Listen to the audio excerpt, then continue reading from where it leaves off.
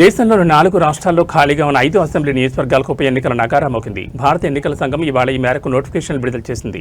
November 11న polling నిర్వహించి November 14న ఓట్ల లెక్కింపు చేపట్టనున్నట్లు స్పష్టం చేసింది.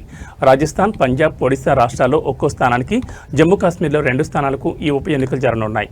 రాజస్థాన్లోని అంటా నియోజకవర్గ ఎమ్మెల్యే కన్నర్ లాల్ మీనాపై 20 ఏళ్ల నాటి క్రిమినల్ కేసులో కోర్టు తీర్పు కారణంగా అనర్హత వేటుపడింది. ఈ ఏడాది మే 23న స్పీకర్ వాసుదేవ్ దేవనాని ఆయన సభ్యత్వాన్ని రద్దు చేయడంతో ఆ స్థానం ఖాళీ అయింది.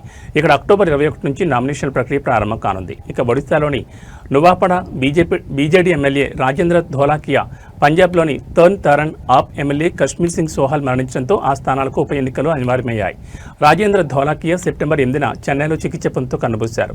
ఈ 2 రాష్ట్రాల్లో నామినేషన్ ప్రక్రియ అక్టోబర్ 20, 21 తేదీల్లో మొదలవుతుంది. వీటితో పాటు జమ్మూ కాశ్మీర్లోని నాగ్రోటా, బుద్గామ్ అసెంబ్లీ నియోజకవర్గాలు కూడా ఉప ఎన్నికల షెడ్యూల్ను ఈసీఐ ప్రకటించింది. అన్ని నియోజకవర్గాల్లోనూ నామినేషన్ల పరిశీలన, ఉపసంహరణ ప్రక్రియలను అక్టోబర్ చివరి వారం నాటికి పూర్తి చేసి నవంబర్ 11న ఉదయం 7 గంటల నుంచి సాయంత్రం 4 గంటల వరకు పోలింగ్ నిర్వహించనున్నట్లు అధికారులు తెలిపారు. ఈసీఐ ప్రకటనతో ఈ 5 నియోజకవర్గాల్లో ఎన్నికల కోడ్ తక్షణమే అమల్లోకి వచ్చింది.